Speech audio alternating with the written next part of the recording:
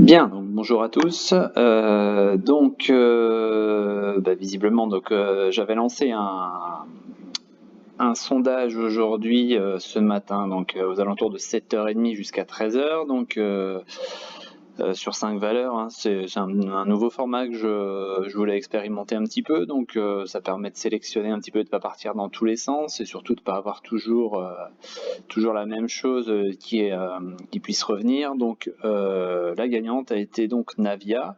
Navia qui a remporté 182 votes sur un total de 369. Voilà, on va parler de Navia. Donc Navia en journalier, on est dans cette formation en triangle. Hein. On voit qu'on a eu plusieurs points de contact ici avec un support que j'ai qualifié de support moyen terme, hein, puisqu'on a démarré avec cette bougie là le 30 octobre, septembre. Ça s'est poursuivi ici sur plusieurs impacts. Donc voilà, on s'aperçoit que le support pour l'instant est plutôt solide. Je dis bien pour l'instant, on en parlera tout à l'heure. De la même manière, j'ai cette résistance oblique descendante qu'on a touchée à 3 reprises et qui sur la dernière hausse, il y a quelques jours, nous a renvoyé les prix assez fortement ici, sur la borne inférieure. Sur cette figure, j'ai aussi détecté une résistance horizontale ici. Hein. Vous voyez que c'est une zone qui a été pas mal travaillée ici, qui a fini par nous envoyer les prix vers le haut, mais qu'on a assez largement cassé à la baisse. Hein. Et vous voyez qu'on a eu une amplitude qui est passée de 3,80 à 2,63. Hein. Voilà. Donc oblique de résistance oblique rouge.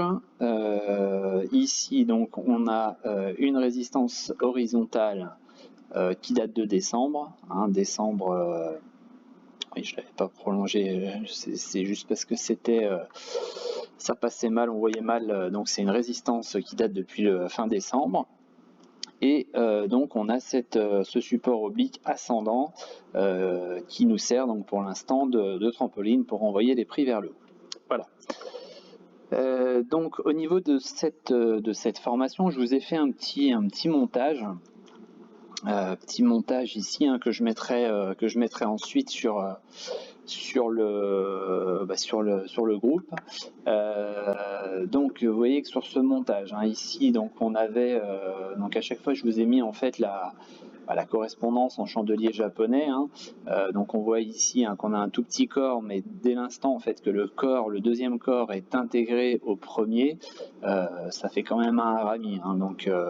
Voilà, on a 2 haramis baissiers. On voit qu'ici c'est pareil, le corps est compris dans la bougie précédente, et ici on a une couverture, ce qu'on appelle une couverture en nuage noir. On voit que la bougie rouge a ouvert au-dessus de la clôture précédente et a terminé à l'intérieur de la bougie. C'est exactement ce qu'on a eu, et forcément derrière on suit les prix.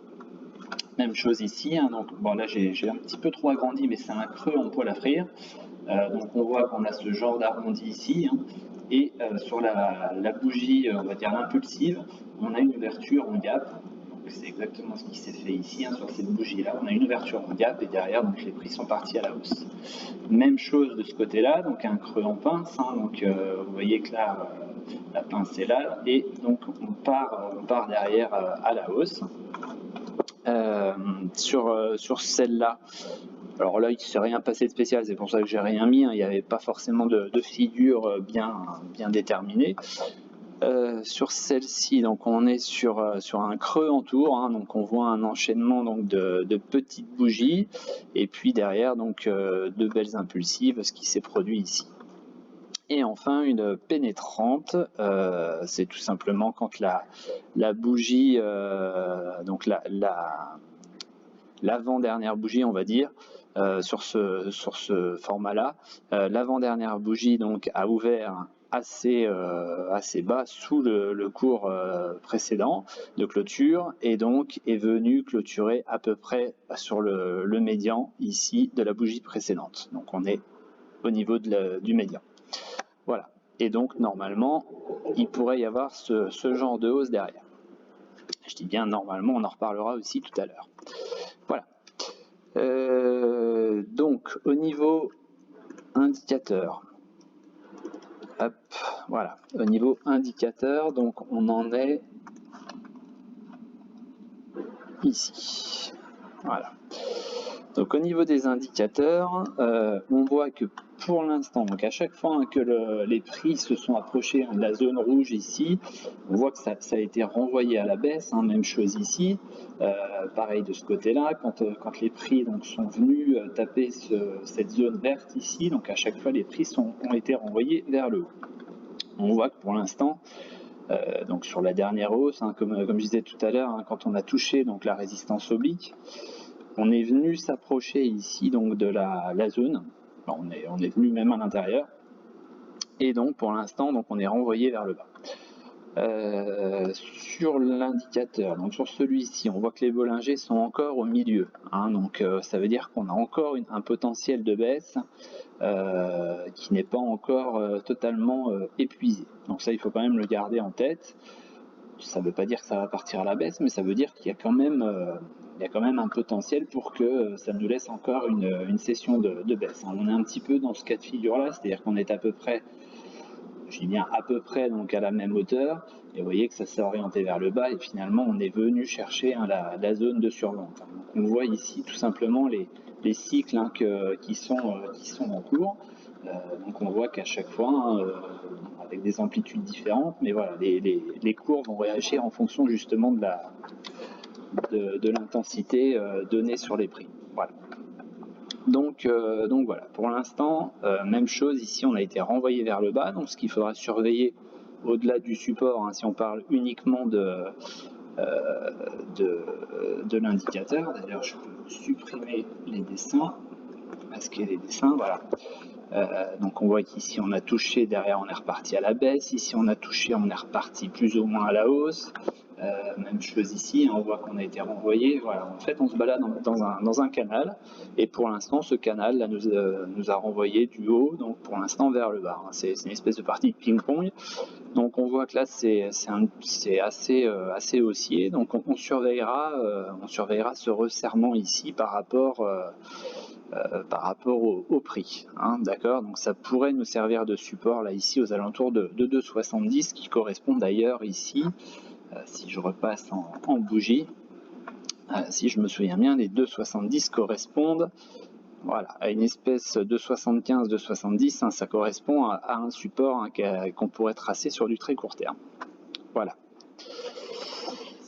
Ensuite, donc je vais passer sur deux écrans pour vous montrer vraiment deux approches, on va dire pas différentes, mais un petit peu quand même en termes d'Ichimoku. Voilà. Donc sur l'Ichimoku, on voit ici que les prix, vous voyez, sur les deux écrans, en fait, on est au même endroit.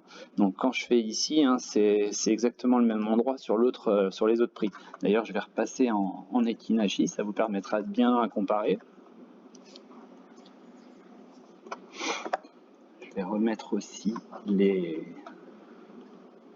voilà, comme ça on a la totale. Je vais agrandir un petit peu, je vais essayer d'être à peu près sur le même schéma, voilà. Donc je vous ai ici, je vous avais entouré, donc vous voyez sur ces niveaux-là, on est exactement à l'endroit où les prix en fait se sont arrêtés, et on voit donc sur le schéma de gauche que ça correspond donc à la résistance horizontale et la résistance oblique qu'on a juste touché. On a fait juste une mèche dessus, c'est celle-là, on a fait juste une mèche dessus et finalement on est reparti à la baisse. et on voit que ça correspond ici à un refus de passer la SSB, alors que pourtant voilà, on était en plein switch, hein, c'était vraiment le moment où le nuage était le plus fin, donc on aurait pu avoir un potentiel retour, hein, au-dessus de la SSB, et donc ça s'est pas fait. Donc on voit que ce niveau-là en fait correspond aussi au niveau de la résistance oblique et de la résistance horizontale. Donc pour l'instant, on est passé, donc on a refusé ici, hein, c'est pour ça que je vous avais mis ce cercle-là. Voilà, on a refusé donc la SSB et on est tout simplement même en train de repartir sous la Kijun, hein, qui elle commence à s'attaquer donc au nuage. Mais pour l'instant, les prix sont sous le nuage et on voit que sur la séance d'hier, hein, de vendredi, pour l'instant, on n'est pas repassé à l'intérieur. On a fait une mèche à l'intérieur, mais sans réussir à repasser. Donc là, on a quand même un nuage et une SSB à repasser, hein. Donc ça, ça peut être, on va dire, un petit peu compliqué. Donc on verra par la suite. Tout à l'heure, je réduirai un petit peu l'horizon de temps et on verra que il peut y avoir un potentiel refus de nouveau ici de cette zone-là, hein. Donc, ce qu'on peut constater, hein, c'est que là, les prix sont passés donc sous le nuage, donc fin janvier. Voilà. Hein, on est passé sous le nuage ici, donc ça c'est pas forcément une configuration que j'apprécie, hein. C'est vrai que là on était orienté plus ou moins en escalier, donc on revenait, voilà, on était revenu sur la zone entre la zone de la Kijun et du nuage, et derrière on s'était repris, donc ça c'était plutôt pas mal. Et après on a eu cette baisse violente, hein, qui correspond tout simplement à la sortie du fond 360, hein. Mais voilà, c'est à prendre en compte quand même. On est repassé donc en dessous du nuage ici, on a retenté de passer la SSB, ça n'a pas fonctionné. Et derrière, donc pour l'instant, on traîne sous ce nuage, on voit qu'on a encore refusé ici. Donc on traîne sous ce nuage, hein. D'ailleurs celui-ci s'est orienté à la baisse, hein. Il a switché, donc comme je disais là le 5 mars, et pour l'instant donc le nuage passe lui aussi baissier, hein. Au-delà du prix des prix qui se trouvent sous le nuage, on voit que le nuage aussi passe baissier. Alors on n'a pas encore vraiment une baisse significative sur la SSB, mais le nuage a quand même viré au rouge. Voilà. On va passer maintenant donc en 1 heure, donc sur les deux graphiques. Hop. Voilà.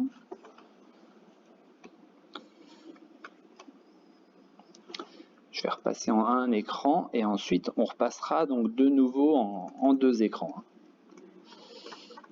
Voilà. Alors, en un écran. Donc je vais retirer les indicateurs, comme ça ce sera plus clair. Donc j'ai laissé les cercles, hein, ça vous permet de bien vous repérer, hein, par rapport au journalier, hein. Ça correspond, donc la ligne verte correspond au support moyen terme, et cette ligne rouge descendante correspond donc à la résistance moyen terme oblique, et ici donc d'ailleurs c'est toujours indiqué, hein, ça correspond donc à l'horizontale, à la résistance horizontale. Donc on voit que les prix, hein, se sont bien arrêtés dessus. On a fait cette petite mèche ici, mais ça s'est arrêté, hein. Voilà. Donc là, ce que je voulais, et d'ailleurs j'en parle, hein, depuis le milieu de la semaine, hein, depuis qu'on est revenu ici et où on a détecté un potentiel rebond. Donc je vais vous la tracer. C'est un éventuel, hein, je dis bien pour l'instant, ça reste une hypothèse. Donc vous savez, quand en analyse technique, hein, le principe, hein, c'est de faire des scénarios et après donc de voir un petit peu où ça nous mène, et d'adapter, hein, notre trading par rapport à ces différents scénarios.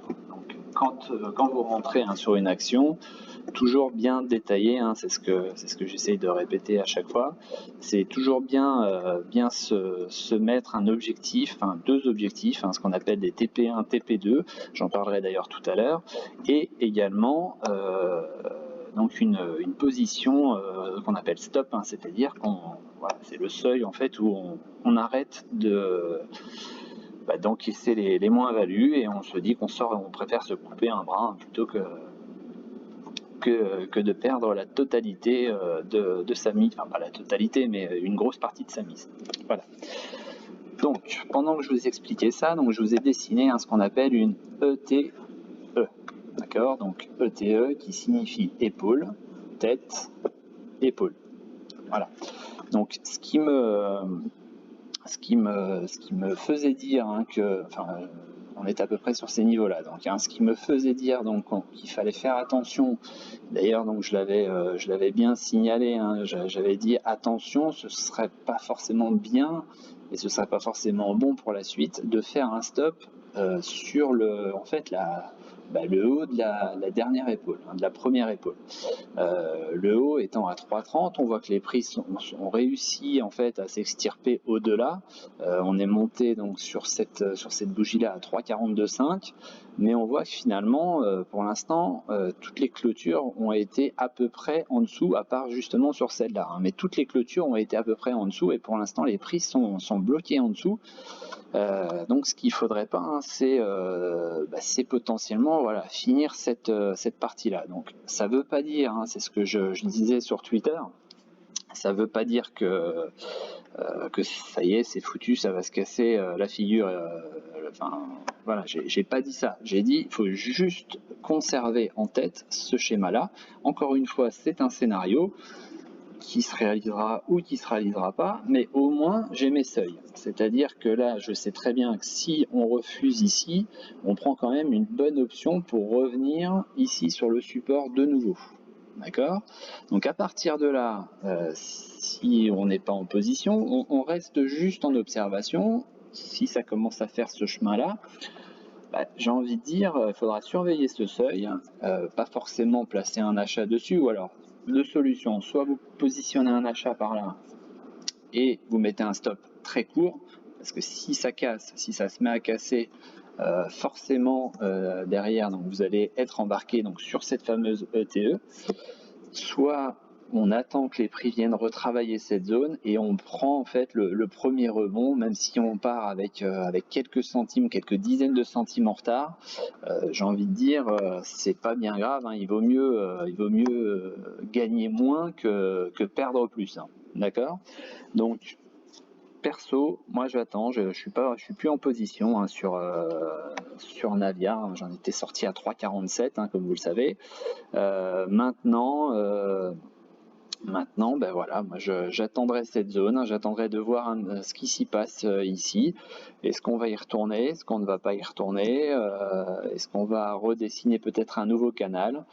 Voilà, en attente, mais ça sert à rien de prendre des risques là-dessus. Voilà. Au niveau de la hauteur, puisque vous savez que sur une ETE, normalement, on reporte la hauteur. Donc, encore une fois, je dis bien, l'ETE n'est pas validée. D'accord? Donc, ça veut dire que, dans un premier temps, ça reste une hypothèse. Donc, on voit que le haut ici est à 3,83 à peu près.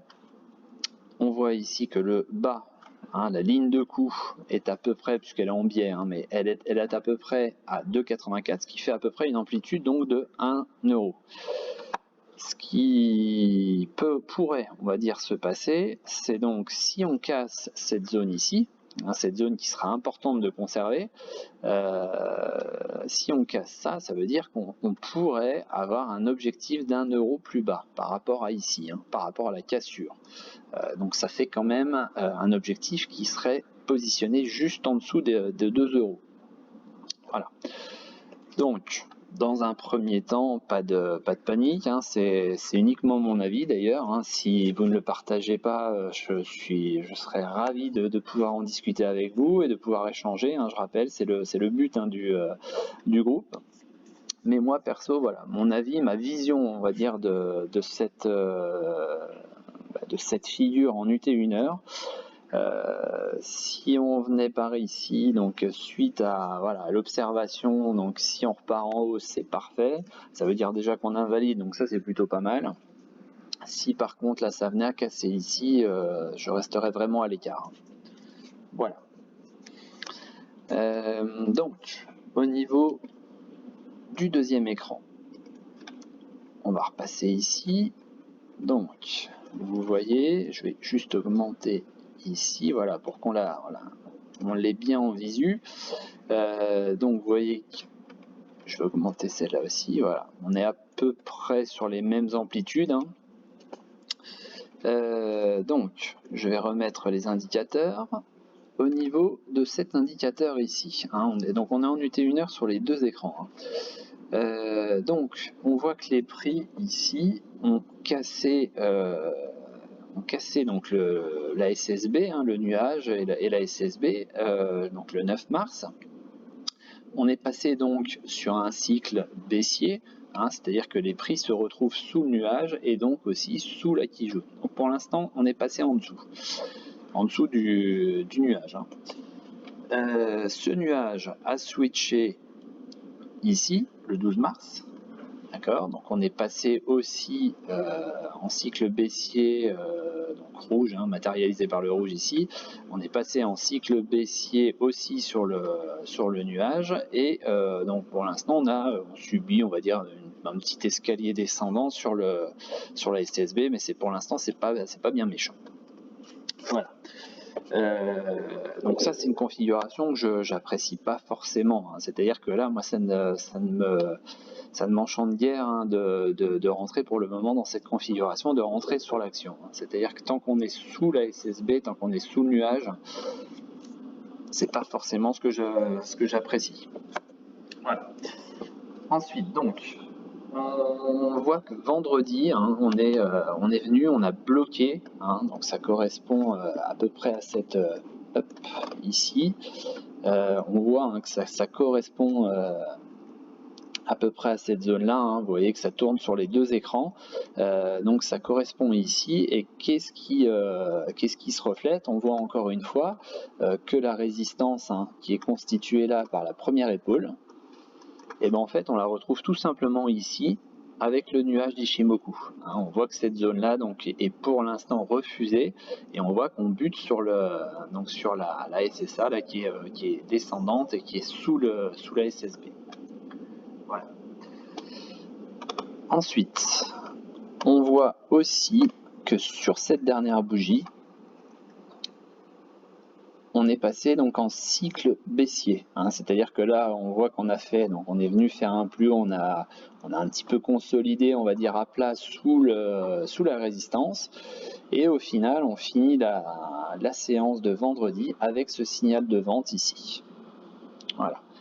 Donc signal de vente, j'ai envie de dire, ce ne serait pas forcément bon, hein, pour la suite, on va dire, des événements pour invalider justement ce retour ici. Hein.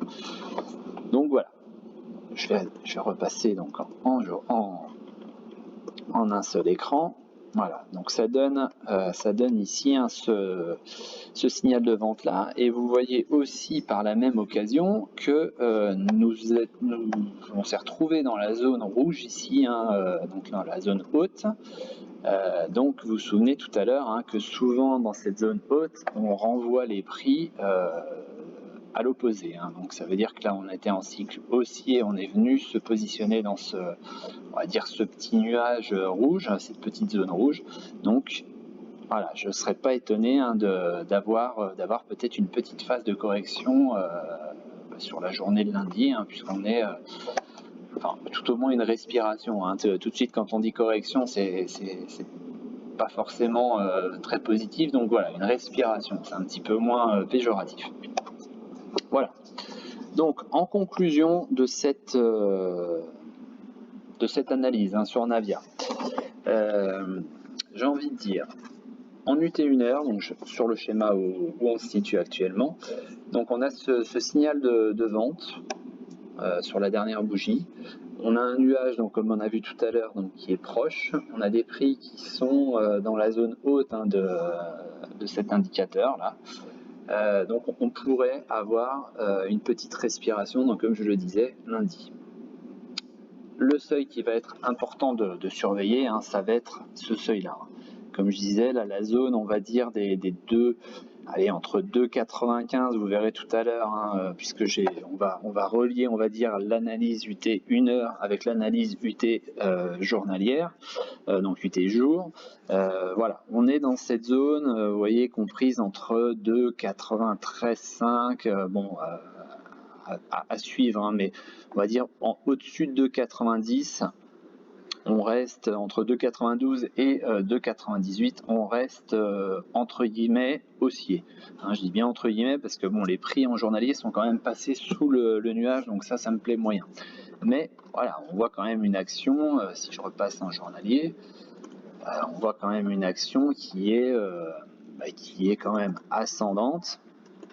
Hein, on vient quand même ici là de 0,60 en juillet, donc on voit que les prix montent quand même si là on sent que ça commence à être un petit peu plus laborieux, mais on est toujours, d'ailleurs on est toujours au-dessus de la MM200, hein, je ne l'ai pas positionnée, mais voilà, elle est là, elle est ascendante, on est au-dessus, donc on assimile toujours ça donc à un cycle haussier. Voilà. Donc dans un premier temps, attention de ne pas casser donc ce support ici, d'accord, donc entre 2,92 et 2,98, 3 euros. Voilà. Donc ça, ce serait vraiment sous peine de valider cette ETE là que j'ai laissé en position là en jaune.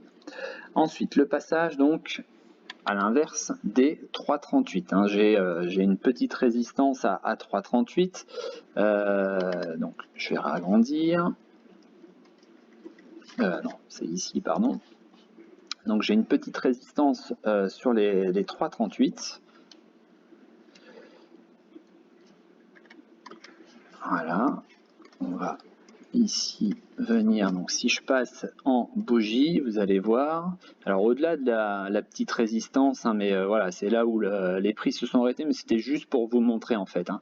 Donc ici vous voyez que la zone, hein, des 3,35, 3,38 hein, sera vraiment importante, hein, on voit que c'est une zone qui a été, voilà, où les prix se sont arrêtés par exemple vendredi, donc dans cette zone là on va dire entre 3,35 et 3,40, si on arrive à s'extirper de cette zone, là, ce serait vraiment au contraire, à mon sens, hein, au contraire, un synonyme vraiment d'une volonté d'aller plus haut. C'est-à-dire déjà d'invalider cette figure qui se profile, et deux, ce serait la volonté, ouais, vraiment de repartir en hausse et de casser, hein, cette zone qui avait fait résistance ici, qui avait fait support plusieurs fois ici.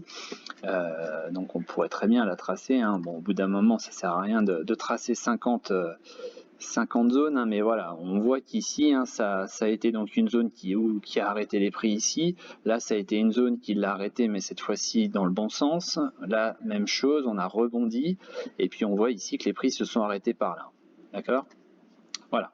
Donc cette zone-là, le passage de cette zone-là, si possible avec du volume, ce serait vraiment quelque chose de très bon signe. Ensuite, on va repasser donc en UT jour. Donc comme je le disais tout à l'heure, support à préserver. Je vais supprimer d'ailleurs cette ETE, ça va nous permettre d'épurer un petit peu le graphe. Voilà. Donc en UT jour, hein, on voit ce support qu'il faut absolument préserver. Pour l'instant, on a bien renvoyé les prix dessus, hein, c'était jeudi, pardon. Donc on a bien renvoyé les prix à la hausse, donc ça c'est plutôt pas mal.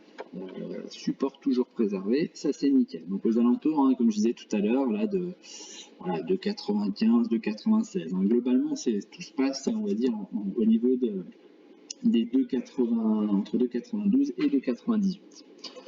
Donc si on prend le scénario de la cassure par le bas, là on imagine la cassure par le bas, donc on va aller chercher, donc forcément ce serait pas bon signe, hein, puisque ça voudrait dire qu'on sort du triangle par le bas, donc ça veut dire un report des hauteurs, etc. Dans un premier temps, il s'agira de détecter, voilà, le seuil où les prix pourraient retourner. On voit que par exemple ici on a une zone qui avait été travaillée sur cette zone là, et on voit que si on la prolonge un petit peu, donc les prix c'est pareil, ont travaillé la zone ici. D'accord, donc j'ai envie de dire aux alentours de 2,39, 2,40, on pourrait donc avoir ici un potentiel arrêt, si on passait vers le bas, pour faire, vous savez, à chaque fois j'en parle, mais ce serait donc le pullback qui reviendrait aux alentours ici de l'ancien support, et ensuite on repartirait pour aller chercher l'objectif donc du triangle. Voilà. Donc, je le supprime, pour l'instant c'est pas à l'ordre du jour, mais on placerait donc éventuellement son support ici.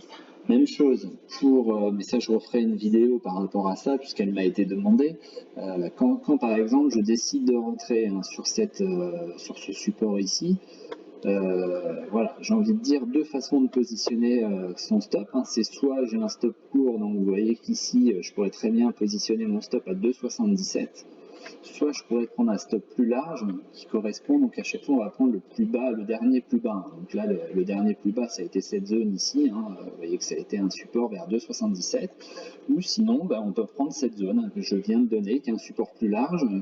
Forcément si on saute, la perte est plus grosse, mais au moins on est un petit peu plus large pour ne pas se faire sauter. Donc ça c'est pareil, ça dépend, c'est propre à chacun. Donc voilà, donc sur la zone des 2,38, 2,40. Si jamais on a donc ce rebond, c'est ce passage de la zone entre 3,35 et 3,40, 3,38, 3,40, si on arrive à passer, on aurait donc clairement cet objectif-là de retourner aux alentours de 3,76, donc pour voir si tout simplement on a la caisse pour passer et sortir vers le haut, ou si de nouveau on va venir retourner ici et si de nouveau les prix vont nous renvoyer à la baisse. Voilà. Mais en TP on aurait éventuellement cette zone là. Voilà. Donc à la baisse, si on résume tout, à la baisse, le seuil a pas cassé, on va dire entre 2,92 et 2,96, 98. Voilà, donc ça c'est important de ne pas casser.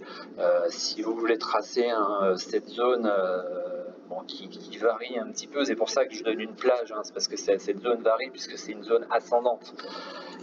Mais voilà, vous pouvez la tracer, je vous laisse libre de recopier si vous le souhaitez ce support qui est donc positionné ici en vert. Donc cette zone, si elle casse, donc pas forcément bon signe. À la hausse, si on arrive à franchir les 3,38 qui pourraient constituer un TP1 pour celui qui veut rentrer, vous voyez on a clôturé à 3,21, donc 3,38 ce serait le TP1, et donc en TP2 on aurait donc le haut ici situé vers 3,76, donc c'est pareil, c'est une résistance oblique descendante, donc forcément les prix vont bouger au fur et à mesure du temps, mais en gros vous avez cette zone là. Voilà. Donc je pense avoir été assez complet sur cette analyse. Donc si ça peut arriver, si vous n'êtes pas d'accord, n'hésitez pas, on en discute donc à me répondre en commentaire. Si donc sur le groupe Facebook par exemple, ça me permettra de vous répondre directement afin que tout le monde puisse voir. Si vous êtes satisfait, on va dire, de cette analyse, et si elle vous a aidé éventuellement à détecter des points, à détecter des seuils importants, n'hésitez pas donc aussi à me le dire en commentaire, parce que c'est bien aussi de dire quand ça va bien, pas que quand ça va mal. Et si vous souhaitez mettre un petit plus, ce sera toujours sympa. Voilà. Eh bien écoutez, donc c'était une analyse assez courte hein, de 30 minutes, mais voilà, j'espère avoir été le plus complet possible. Je vous souhaite une bonne fin de week-end à tous, et puis on se retrouve demain. Hein, je vous fais une petite liste de valeurs, un petit peu d'ailleurs, voilà, dans ce genre-là. Je pense que Navia en fera toujours partie, puisque on est proche hein, d'un support, on est proche, enfin on est dans une figure intéressante éventuellement à trader. Hein. Vous voyez qu'on avait des petits allers-retours sympas à se faire à chaque fois sur le support, aussi bien sur le support que sur les ventes ici sur la résistance. Voilà, je vous souhaite donc un très bon week-end et on se dit à demain pour la liste et les graphiques que je vous publierai en même temps.